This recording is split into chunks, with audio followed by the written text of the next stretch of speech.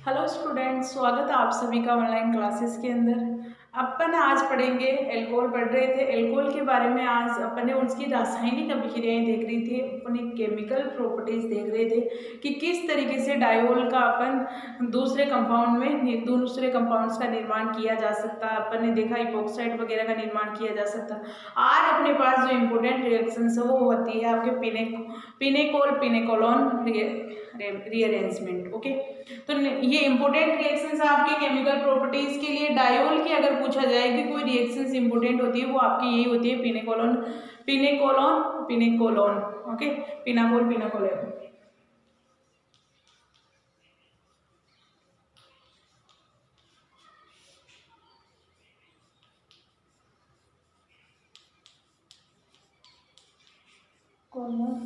पुनर्विन्यास।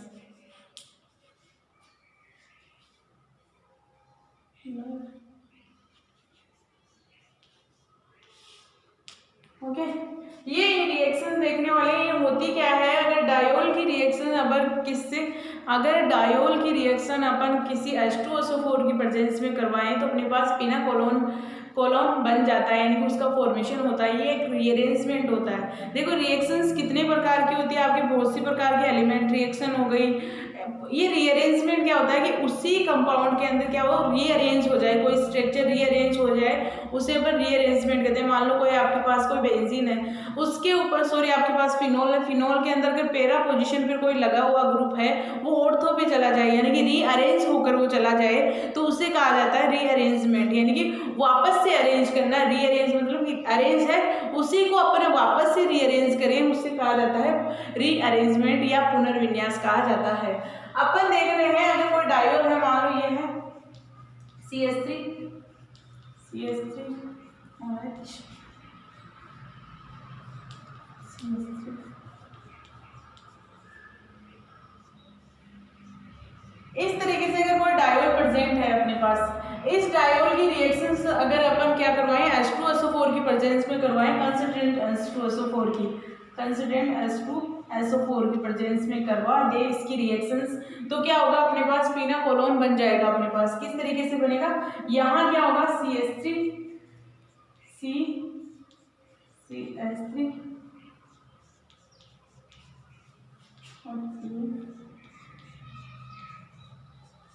ये हो गया आपका पिनाकोलोन। ये पिनेकोल है,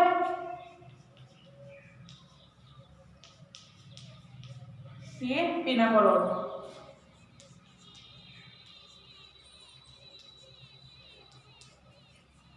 इसमें हो क्या रहा है, बेसिक देखा जाए तो यहाँ से क्या हो रहा है कि यहाँ से वाटर रिमूव हो रहा है और ये अपने पास क्या पिनोकोलोन बन रहा है। लेकिन अगर इसकी अपन मैकेनिज्म देखें तो थोड़ा अलग मैकेनिज्म होगी कि इसमें क्या होगा कि ये ग्रुप आपके पास क्या होगा, इसकी तरफ रिमूव करेगा या इसमें। अगर सिमेट्रिक है आपके पास तो तब आपको कोई सोचना नहीं है कि आपके पास किस तरीके से अपन रीअरेंज करें, यानी कि जो मेथिल समूह है उसका रीअरेंज किस तरीके से करें। अगर आपके पास एसिमेट्रिक पिनाकोलोन आ जाए, पिनाकोल आ जाए, तब आपको ध्यान रखना है कि कौन सा ग्रुप वहां से रीअरेंज होगा और कौन सा नहीं होगा। पहले अपन सिमेट्रिक की अपन देखते हैं उसकी मैकेनिज्म कि किस तरीके से इसकी मैकेनिज्म होती है।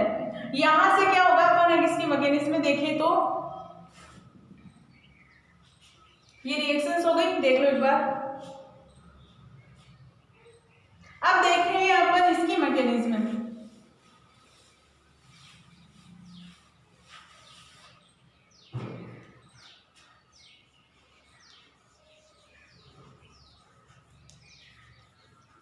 मैकेनिज्म आपके इम्पोर्टेंट है। यहाँ से क्या होगा, केवल वाटर एलिमेंट करना है, लेकिन ध्यान रख कर करना है, यानी कि ध्यान से करना है अपने को कि किस तरीके से अपन वहां से वाटर एलिमेंट करें। तो यहाँ क्या होगा, आपके पास CH3 है, फर्स्ट स्टेप।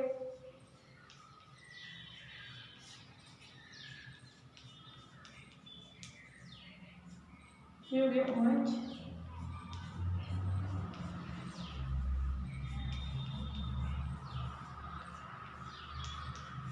यहाँ से क्या होगा, पहले तो कार्बोकेटाइन का निर्माण होगा, यानी कि फर्स्ट स्टेप में देखा जाए तो क्या हो रहा है, कार्बोकेटाइन का फॉर्मेशन हो रहा है, फॉर्मेशन ऑफ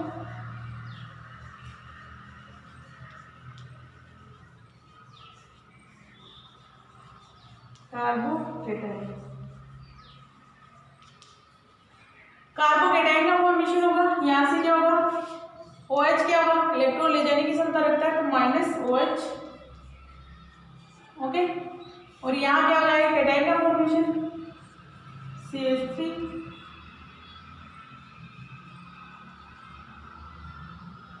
ये कैटायन का फॉर्मेशन होगा।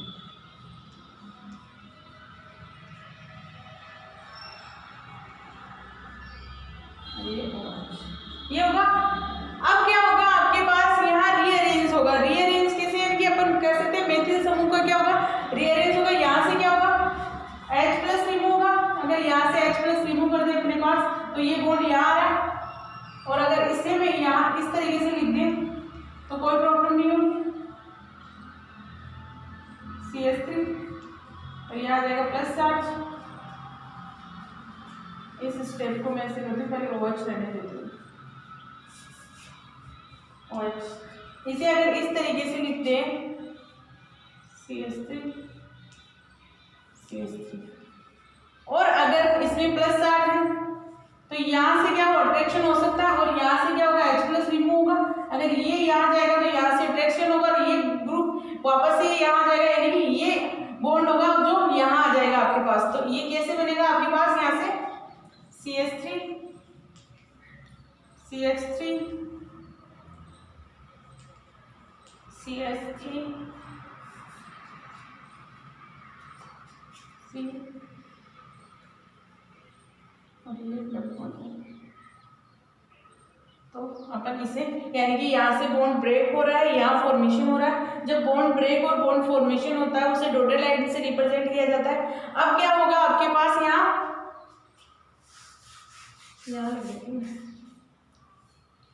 ये बॉन्ड कंप्लीटली ब्रेक हो जाएगा, और ये यहाँ जाएगा आपके पास, तो CH3, CH3, और ये CH3, और यहाँ से CH3, और ये पिनाकोलोन का निर्माण हो जाता है। ओके, इस तरीके से पिनाकोलोन का फॉर्मेशन होता है। बहुत इजी स्टेप है। इसे फर्स्ट स्टेप मान रहे हो, इसे यहाँ से अपन बोल सकते हैं सेकंड स्टेप। सेकंड स्टेप में क्या हो रहा है, रीअरेंजमेंट हो रहा है, तो सेकंड स्टेप ये हो जाएगा आपका, और यहीं से क्या हो रहा है, रीअरेंजमेंट हो रहा है। ओके, तो फर्स्ट स्टेप में क्या होता है, जब इसे पिनाकोलोन रीअरेंजमेंट देखते हैं तो उसमें क्या होता है, फर्स्ट स्टेप में कार्बोकेटाइन का फॉर्मेशन होता है, सेकंड स्टेप में रीअरेंजमेंट होता है। कोई भी अपने पास एल्किल ग्रुप है उसका रीअरेंजमेंट हो रहा है। तो रीअरेंजमेंट किस आधार पे हो रहा है, पहले अपने को क्या है, एक तरह से ये TS है, यानी कि अपन बोल सकते हैं एक तो यहाँ ट्रांजिशन स्टेट हो गई ये, और ये हो गए आपके इंटरमीडिएट, मध्यवर्ती अवस्था। तो यहाँ से जब अपन वो रिएक्शन देखते हैं जिसके अंदर या कोई रिएक्शंस किस तरीके से फॉर्म, जब मैंने फर्स्ट क्लास में ऑर्गेनिक की फर्स्ट जनरल ऑर्गेनिक केमिस्ट्री पढ़ा रही थी तो वहाँ मैंने ये बताया था कि आपके पास ऑर्गेनिक रिएक्शंस है वो किस तरीके से प्रोसीड करती है। क्या रिएक्टेंट से डायरेक्ट प्रोडक्ट बनता है, किसी रिएक्शंस में क्या होता है डायरेक्ट प्रोडक्ट बन जाता है, और किसी में क्या होता है कि पहले ट्रांजिशन स्टेट बनती है ना, और फिर प्रोडक्ट में कन्वर्ट होता है। अगर ट्रांजिशन स्टेट बन रही है तो वहाँ इंटरमीडिएट तो बनेगा ही, क्योंकि ट्रांजिशन स्टेट कभी भी अकेली नहीं बनती है। ये अपन को पता है, जब 11th-12th में पढ़ते थे तब से पता है ये बात कि जब अपने पास इंटरमीडिएट बनता है किसी रिएक्शंस के अंदर, या तो उसमें इंटरमीडिएट अकेला बन सकता है, लेकिन जब जब ट्रांजिशन स्टेट बनेगी उसके अंदर क्या होगा, इंटरमीडिएट भी साथ में आता है ना। तो ये हो सकता है कि इसमें क्या होगा, पहले इंटरमीडिएट बना और फिर इसमें अपन बोल सकते हैं ट्रांजिशन स्टेट बनी, फिर वो प्रोडक्ट में कन्वर्टेड हो गई। तो अपना फर्स्ट स्टेप में ये था कि अपने पास कार्बोहाइड्रेट का फॉर्मेशन, फिर अपन ने रीअरेंजमेंट किया, रीअरेंजमेंट के द्वारा अपने को क्या मिला, पिनाकोलोन बनता है। ये है डायोल की सबसे इंपॉर्टेंट। अब देखते हैं कि एसिमेट्रिक का आपके पास कोई पिनाकोल हो, यानी कि यहाँ CH3C2H5 हो, है ना। तो एसिमेट्रिक और सिमेट्रिक का मतलब क्या होता है कि दो बराबर भागों में अपन बांट सके उसे। ओके, तो यहाँ से दो बराबर भाग किए जा सकते हैं इसके, ये हो गया सिमेट्रिक। एसिमेट्रिक पिनाकोल में क्या होगा, C2H5 यहाँ एसिमेट्रिक हो गए क्योंकि यहाँ CH3 समूह है, यहाँ C2H5 समूह है। तो एसिमेट्रिक समूह के अंदर क्या होगा, अपने पास कौन सा, अब अपने को ये देखना है कि इसमें जो रीअरेंज होगा ग्रुप, यहाँ तो अपन ने क्या किया, आइडिया से कर दिया कि ये यहाँ से ये OH भी निकल सकता है या ये OH भी निकल सकता है, क्योंकि दोनों ही कंडीशन में जो कार्बोकेटाइन है वो सेम है आपके, यानी कि अपन 9 इसमें बनेगा, 3 इसमें बनेगा तो इसमें भी 3 बनेगा। लेकिन आपको ये ध्यान रखना कि रीअरेंज अपने पास ये ग्रुप होगा, ये ग्रुप होगा, कौन सा ग्रुप रीअरेंज होगा वो अपने को यहाँ देखना है। ओके,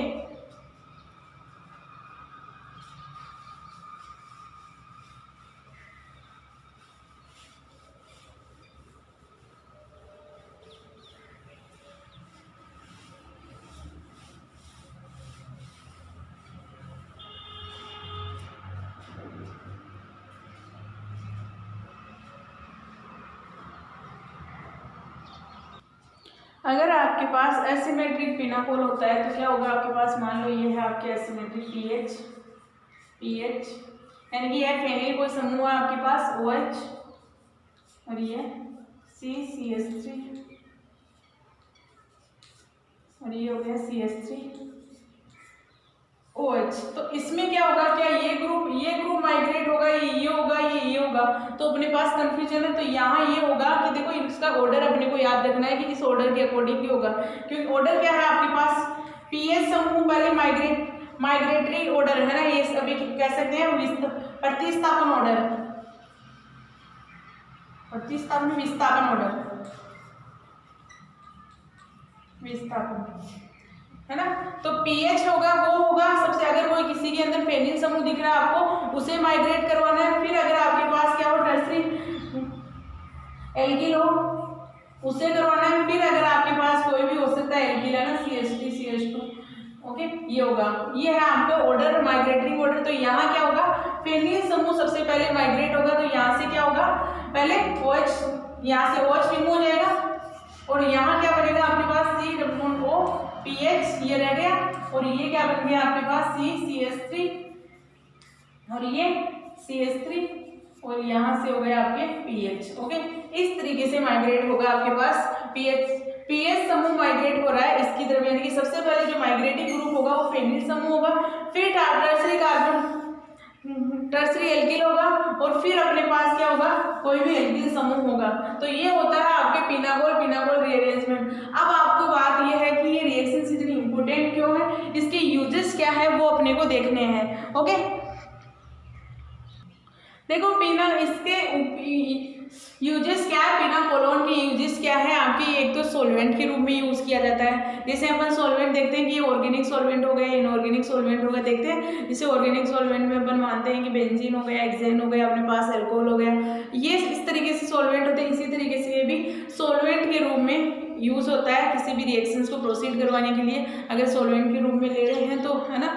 और एक ये होता है कि हिम विरोधी होता है, यानी कि जब कोई भी अपने पास वायुयान वगैरह है उनके पंखों पर अगर बर्फ लग जाए तो उनको हटाने के लिए ये सहायक रहती है वहाँ, यानी कि ये जमने नहीं देती है बर्फ को। तो ये यूजेस हो गए, इंपॉर्टेंट है इनके, है ना। तो पिनाकोल अपना कंप्लीट हो गया। अब पढ़ते हैं अपन डायोल अपना कंप्लीट हो गया, मतलब अपन ने पहले देखा जिस एल्किल समूह के अंदर क्या हो, एक OH समूह प्रेजेंट हो।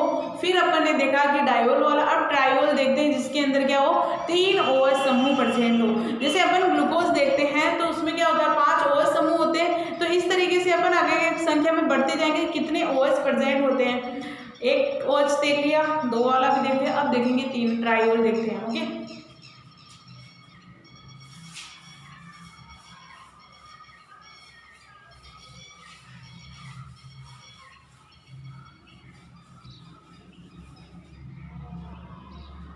ट्रायोल।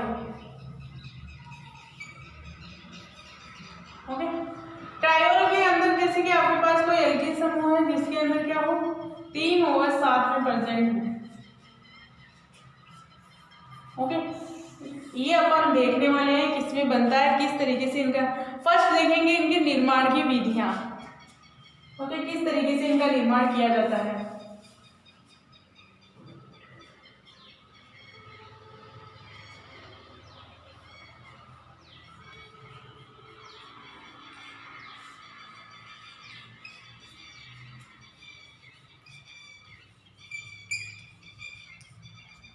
ओके, इनके निर्माण की विधियों में अलग अलग प्रकार की विधियां होती हैं आपके, जिसके द्वारा अपन ट्रायोल का निर्माण कर सकते हैं।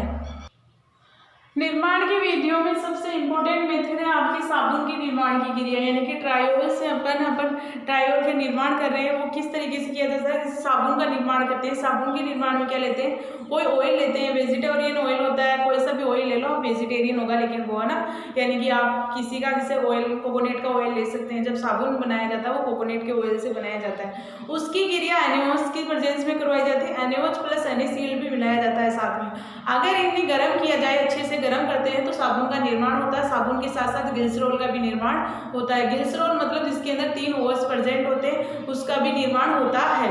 अब बात आती है कि आपके देखो साबुन 2 तरीके के होते हैं आपके पास, है ना। एक कपड़े धोने वाला साबुन होता है, एक आपके नहाने वाला साबुन होता है। दोनों में फर्क क्या है, इतना अपन अलग अलग यूज क्यों करते हैं कि है ना, स्ट्रॉन्ग होगा एक थोड़ा सॉफ्ट, यानी कि जो नहाने वाला साबुन होता है वो सॉफ्ट होता है थोड़ा, और जबकि कपड़े धोने वाला साबुन होता है वो क्या होता है, स्ट्रॉन्ग होता है। इतना इनमें डिफरेंट क्यों है वो भी बताएंगे। पहले क्या किया जाता है, इसका ऑयल लिया जाता है। ऑयल कोई सा भी ले सकते हो आप, वेजिटेरियन ऑयल होना चाहिए। अगर अपन ले रहे हैं, मान लो कोकोनट ऑयल ले रहे हैं, मोस्टली कोकोनट ऑयल का यूज किया जाता है साबुन निर्माण के लिए। कोकोनट ऑयल का फॉर्मूला क्या होगा अपने पास,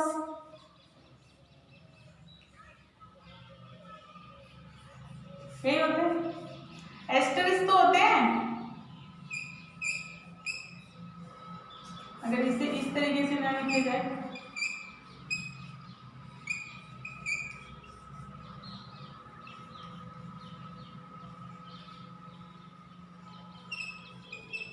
ये हो गया फॉर्मूला अपना ऑयल का। कोई भी ऑयल हो सकता है आपके पास, तेल का, है ना।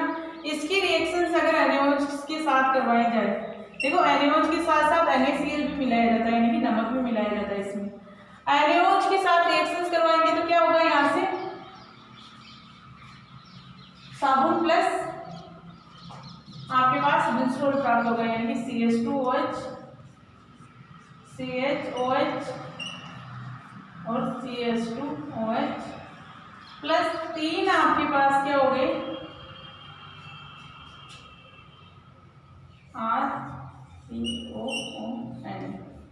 ये प्राप्त होता है। ओके, 3 यहाँ से 3 NaOH मॉलिक्यूल ले रहे हैं, NaOH एक्सिस की में लिया जाता है, तो ये फॉर्मेशन होता है। ये होता है आपका साबुन का फॉर्मूला, क्योंकि R की यहाँ क्या हो सकता है, कितने भी हो सकते हैं।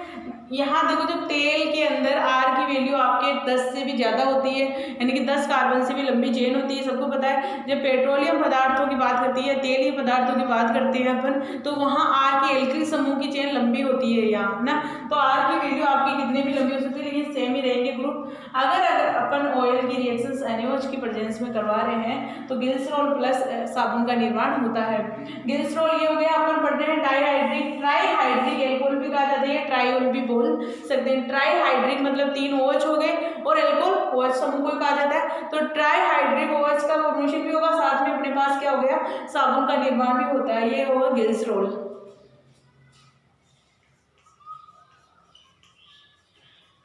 क्योंकि साबुन का निर्माण करते हैं तो थोड़ी चिकनाहट महसूस होती है।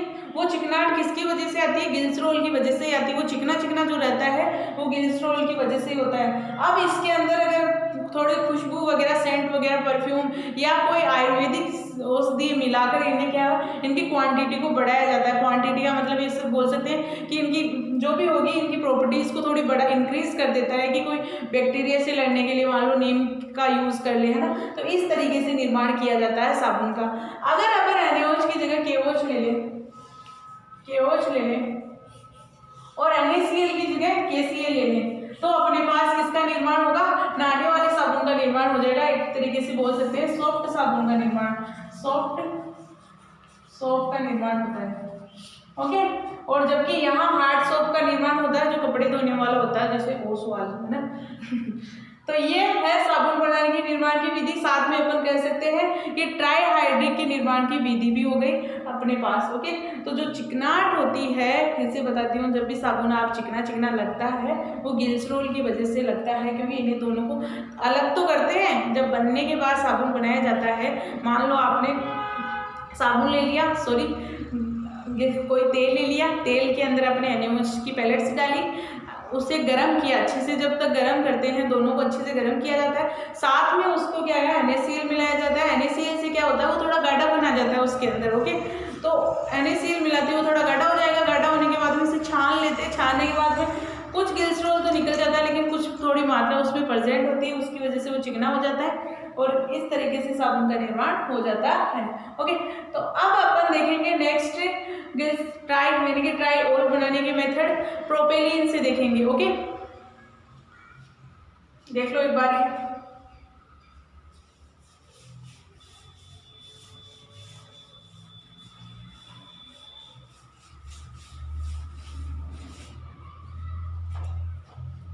प्रोपेलिन से किस तरीके से निर्माण किया जा सकता है? प्रोपेलिन क्या है आपका? CH3 CH2 CH double bond CH2, यही है। इसका क्या करवाएं अपन? क्लोरीकरण करवा दें, यानी क्लोरीन के साथ रिएक्शंस करवा दें। देखो क्लोरीन के साथ रिएक्शंस करवा रहे हैं, जहां जहां आपके पास हेलोजेंस के साथ रिएक्शंस होती है वो रिएक्शन मोस्टली किससे प्रोसीड होती है? फ्री रेडिकल से ही उसकी मैकेनिज्म में देखी जाती है। तो यहाँ से क्या होगा? Cl और Cl फ्री रेडिकल में, यानी कि C रेडिकल और क्लोरीन रेडिकल, और यहाँ से क्या होगा? H है जो वो भी क्या है? रेडिकल में कन्वर्ट होगा। तो ये जो रेडिकल होगा वो एक से, यानी कि HCl बाहर निकल जाएगा और ये Cl क्या होगा? ऐड हो जाएगा। ओके, तो यहाँ हो गया Cl CH double bond CH2 CH double bond CH2, ये बनेगा। अगर इसका अपन क्या करवा दें? वाटर की प्रेजेंस में रिएक्शंस करवा दें, तो यहाँ से क्या होगा? HCl वापस से बाहर निकल जाएगा और ये OH यहाँ ऐड हो जाएगा। OH CH2 CH double bond CH2, ये होगा। अब अपन क्या करें? वापस से अपन क्या करें? इसकी HCl से रिएक्शंस करवा दें, या अपन क्या करें? HCl के साथ ही करवा दें। HCl के साथ रिएक्शंस करवा दें तो यहाँ से क्या होगा? अपने पास एक H है वो बाहर निकल जाएगा, H निकल जाएगा तो क्या होगा? यहाँ Cl ऐड हो जाएगी वापस से, यानी कि H2 गैस रिमूव हो जाएगी। H2 गैस रिमूव होती है, क्या होगी? OH CH2 CH Cl और ये आ गया आपके पास CH2 डबल बॉन्ड है। अगर वापस से क्या करें? इसकी रिएक्शंस किसके साथ करवा दें? H2O के साथ ही करवा दें, तो HCl बाहर निकल जाएगा, निकल गया, और ये क्या हो गया? OH, इसे सही से लिख देती हूँ, CH3 CH2 CH OH OH, और ये हो गया। एक मिनट ओके, थोड़ी सी मिस्टेक हो गई यहाँ से H2 नहीं निकलेगा बाहर। यहाँ से क्या होगा? अगर अपन HCl के साथ रिएक्शंस करवा रहे हैं, तो HCl के साथ रिएक्शंस करवा रहे हैं तो HCl अटैक कहाँ करेगा? डबल बॉन्ड पे करेगा। डबल बॉन्ड को ब्रेक किस तरीके से होगा? जो स्टेबल कार्बोकेटाइन होगा वो भी फॉर्मेशन होगा। स्टेबल कार्बोकेटाइन, यानी कि अगर कार्बोकेटाइन की स्टेबिलिटी ऑर्डर देखी जाए तो वो क्या होती है? 3 डिग्री सबसे ज्यादा स्टेबल होता है, फिर 2 देन 1 होता है, ये होता है कार्बोकेटाइन स्टेबिलिटी ऑर्डर। तो यहाँ से क्या होगा? ये इस तरफ जाएगा, यानी कि यहाँ प्लस चार्ज आ जाएगा, जो सेकेंडरी कार्बोकेटाइन है वो ज्यादा स्ट्रॉन्ग होगा, और ये यहाँ से क्या बनेगा? यहाँ माइनस चार्ज आ जाएगा, और ये किसमें होगा? H प्लस और Cl माइनस में ब्रेक होगा। जो Cl है वो यहाँ ऐड हो जाएगा और H प्लस है वो यहाँ ऐड हो जाएगा आपके पास, इस तरीके से होगा। तो यहाँ क्या बन जाएगा आपके पास? CH2 OH CH, ये हो गया Cl, ये हो गया आपके पास CH3। ओके, अब अपन क्या करवाएं? इसकी रिएक्शंस वाटर की प्रेजेंस में करवा दें, तो वाटर की प्रेजेंस में रिएक्शंस करवाते हैं, क्या होगा आपके पास? CH2 OH CH OH में कन्वर्ट हो जाएगा, HCl बाहर निकल जाएगा, और ये हो गया आपके पास CH3। ओके, अब क्या करवाएं? इसकी NaOH की प्रेजेंस में रिएक्शंस करवा दें, है ना? NaOH की प्रेजेंस में रिएक्शंस करवाते हैं, क्या होगा? यहाँ से NaH बाहर निकल जाएगा, क्योंकि सोडियम हाइड्राइड बाहर निकल जाएगा, OH यहाँ ऐड हो जाएगा।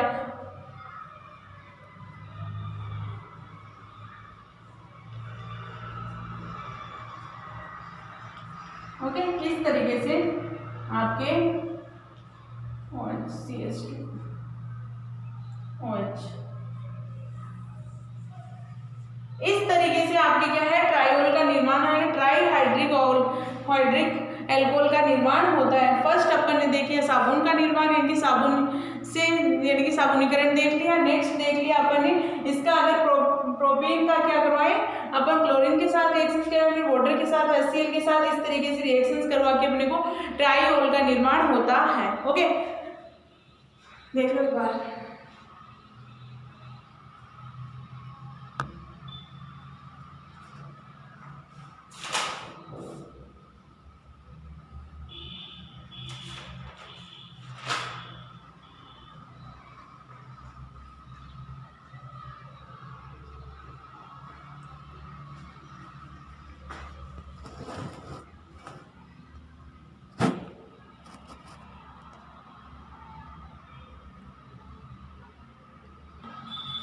और अगर अपन अपने पास मान लो ये ग्रुप लगा हुआ हो पहले से ही, तो अपन क्या करवाएं, पेरोक्साइड की प्रेजेंस में रिएक्शंस करवा दें, है ना, तो डायरेक्ट ट्रायोल का निर्माण हो जाएगा। अगर अपने पास यहाँ